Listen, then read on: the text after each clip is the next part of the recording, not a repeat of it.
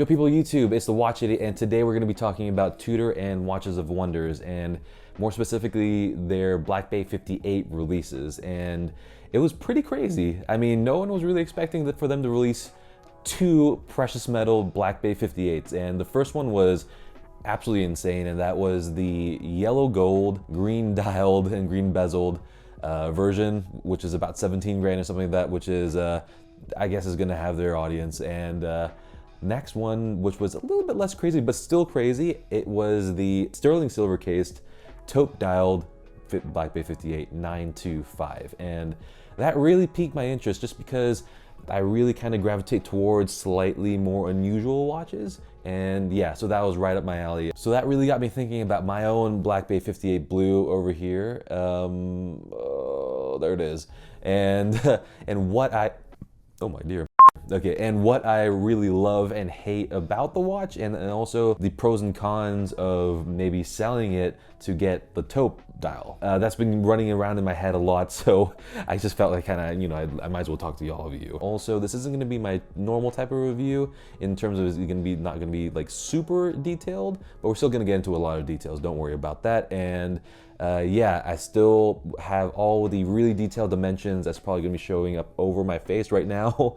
And also it's going to be in the description, so check that out. And I have all the chapters running along the timeline, so you can, so once when you check out the entire video, you can go back and see a particular section that you want to again. So let's get into it. Okay, and now for the loves of my Black Bay 58 Blue, the Blue Bay. And first off, it's the fact that it is blue. It's a perfect shade of blue for the watch that it is. It's vibrant enough that I can really, you know, take in the fact that it's blue all the time, no matter what the light is. But also at the same time, it's not so vibrant and saturated like it is on the Pelagos blue dial, but also at the same time it's not too muted. So yeah, it's a really well done. The shades are perfectly matched on the bezel and on the dial, which is a very hard thing to do. Next up would be the hands and indices. They're all silver colored, which is amazing. I prefer that over gilt dials. The very first version was a little bit too much gold going on over there, and also on top of that, the original version had very slight photina, which I'm not opposed to, but I like the white lume on this particular version. So all that put together really makes for a really clean aesthetic that's it's pretty classic, but at the same time it's very modern looking because it doesn't have any of those artificial vintage cues. All that put together, very good. Gotta love it. And next up, I have the proportions. The proportions of the watch are amazing for a watch of this size. So 39 millimeters is incredible, but the bezel isn't too thick or thin in relation to the dial and the case.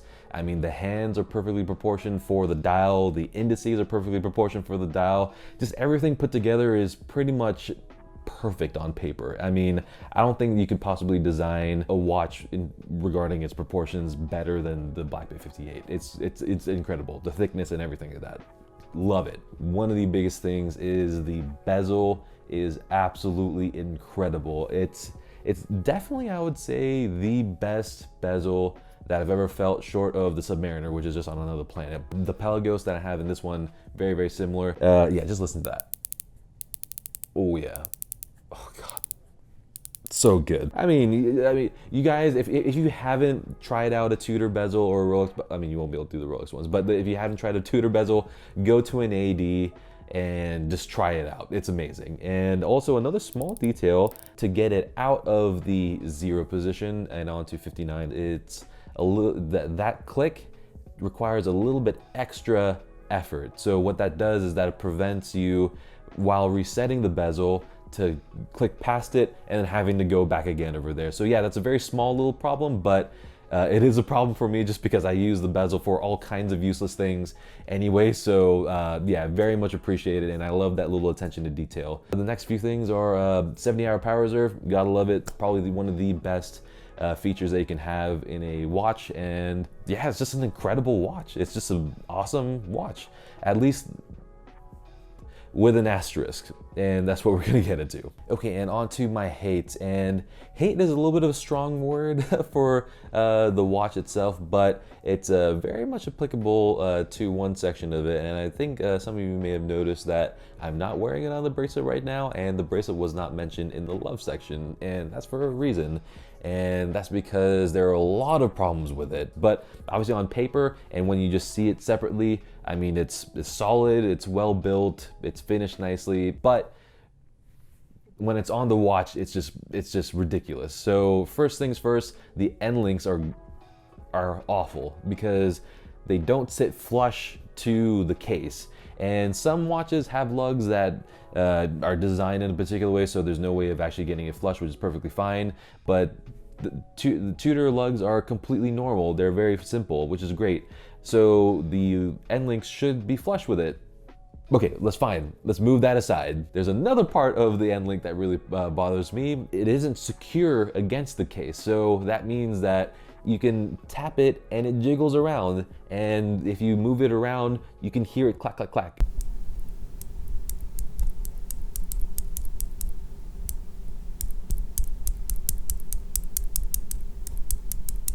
That's such a giant flaw. I mean, there's it's an expensive watch, and I've never had that issue, at least at this level, on any of my other watches. Sure, maybe some of the watches have a slight movement, but not to the point where you can literally see it move when you tap into it and you can hear an audible sound. Shouldn't be happening with the likes of Tudor. Absolutely not.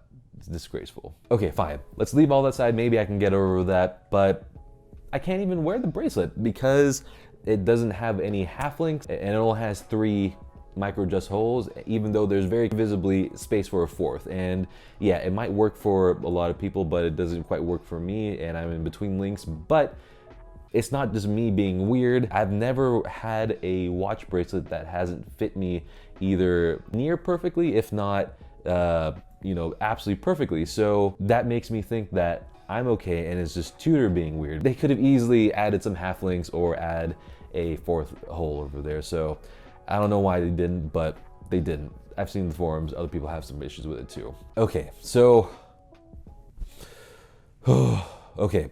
And the next parts are the parts that I don't really hate, but they're my issues with the watch itself. And it mainly comes down to the fact that at this point of my watch journey, I'm really gravitating towards slightly more unusual watches with a very, you know, maybe a very unique feature or a very unique color dial or a very unique case, whatever it is, something that looks very different. And I'm not really quite getting that from the BB58 Blue, and it's not really giving me that, oh my god, like that's incredible. Or when I look down at my wrist, it doesn't make me look at it. I don't look at it for an extended period of time from all the different angles. That's not necessarily its fault, because it's not meant to be that kind of watch, and this kind of watch definitely has its purpose and definitely has its place, and it just isn't in my collection. So yeah, I'm really torn about it, just because it's an incredible watch. I love it and I respect it, but that's all that it is. It doesn't have that X factor to it. And that kind of brings me to the next section of, you know, should I sell this and get the 925? Well, at first, when I saw the 925, I thought, definitely don't need to worry about it. I don't really care about the silver, and also the dial isn't really that versatile, so there's no way that I would possibly even get it.